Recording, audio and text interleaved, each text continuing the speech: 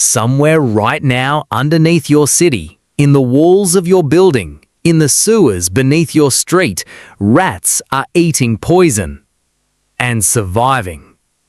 Not some of them, not a lucky few. A brand new 2026 study just found that 84% of house mice sampled across major US cities already carried genetic mutations that let them survive rat poison. Nearly 70% carry mutations already confirmed to defeat the most common poisons used today. We have been trying to kill these things for decades. They have been quietly evolving the whole time. Let's back up. Rats and mice have lived alongside humans for thousands of years. The two species most commonly invading our homes and cities are the house mouse, Mus musculus domesticus, and the Norway rat, Rattus norvegicus. These are not wild animals stumbling into civilization. These are urban specialists. They evolved alongside us. They eat what we eat, live where we live, and thrive specifically because of how we build our cities. And we spend billions every year trying to get rid of them. Billions with a B.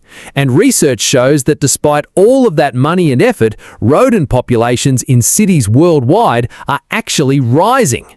So what is going wrong? The answer starts with how rat poison actually works. The most widely used rodent poisons are called anticoagulants. The most famous is warfarin. You might recognize that name because in low doses, it's actually used as a blood thinner medication in humans. In the doses used for pest control, though, it does something brutal. It jams the body's ability to recycle vitamin K. And vitamin K is what your blood needs to clot. Without it, the animal bleeds internally. It cannot stop. The poison is designed to be slow-acting, taking several days so that the rodent doesn't associate the bait with feeling sick and warn others away. Clever design, brutal but effective. Except there is one gene that changes everything.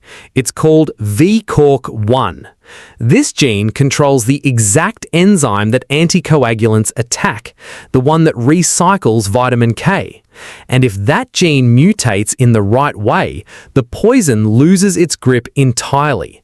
The enzyme changes shape just enough that the anticoagulant can't lock onto it anymore. The rat eats the poison does nothing, the rat walks away. And then that rat has babies, and those babies have the mutation, and their babies have it. And within a few generations, you have an entire population of rats that are functionally immune to the poison that your pest control company is still using. This is evolution happening in real time, right now, underneath your city. Researchers at Rutgers University decided to find out exactly how widespread this was. Postdoc Jinja Yu and his team collected tissue samples from 147 house mice and 143 Norway rats from urban sites across New York, New Jersey, Pennsylvania, and Washington, D.C. Pest control agents clipped tail tips and ear tips from dead rodents and mailed them to the Rutgers lab for DNA sequencing. What came back was striking. Among the house mice, 84% carried at least one mutation in VCORK1. Nearly 70% carried mutations already confirmed to defeat common anticoagulant poisons. That is not a small minority of resistant mice hiding in the corner. That is the majority. That is the norm. The average house mouse in a northeastern US city is now likely to survive your standard pest control poison. The Norway rats were slightly behind. About 35% carried VCORK1 mutations. Still more than 1 in 3. Still a massive number when you think about how many rats are actually living in any given city. And here is the part that should really get your attention. The researchers also found brand new mutations in both mice and rats that nobody had ever catalogued before. New ones, mutations that may also play a role in resistance, but that science hasn't fully mapped yet, meaning the rodents are not done evolving. They are still going, still adapting, still finding new genetic solutions to the problem of rat poison faster than we are finding new poisons. Now, let's talk about why this matters beyond just the inconvenience of having mice in your walls. Rodents are not just a nuisance, they are a genuine public health problem. Rats and mice contaminate food supplies. They chew through electrical wiring, causing fires. They damage insulation and infrastructure, and they carry diseases. Historically, rats have been connected to the spread of plague, leptospirosis, hantavirus, and salmonella, among others. In modern cities with dense populations, these are not abstract risks. And when introduced to new environments, rats become ecological disasters. They decimate bird populations by eating eggs. They wipe out ground nesting species. On islands, they have driven entire native species to extinction. So, keeping urban rodent populations in check is not just about keeping your apartment clean, it's about protecting ecosystems and human health on a much larger scale. The fact that our primary weapon against them is losing its effectiveness is a serious problem. So, what do we do? The Rutgers researchers are clear that this study is not just about documenting a problem, it is about giving scientists and pest managers the information they need to respond. First, knowing which specific mutations are present in which cities allows pest control professionals to choose poisons that those particular populations haven't developed resistance to yet. Not all anticoagulants are identical, and not all mutations defeat all of them equally.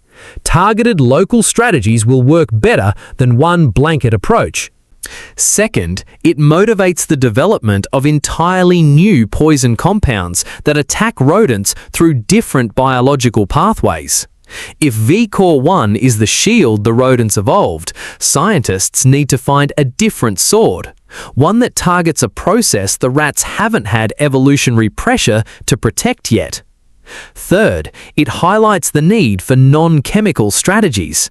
Trapping, habitat modification, sealing entry points, reducing food access.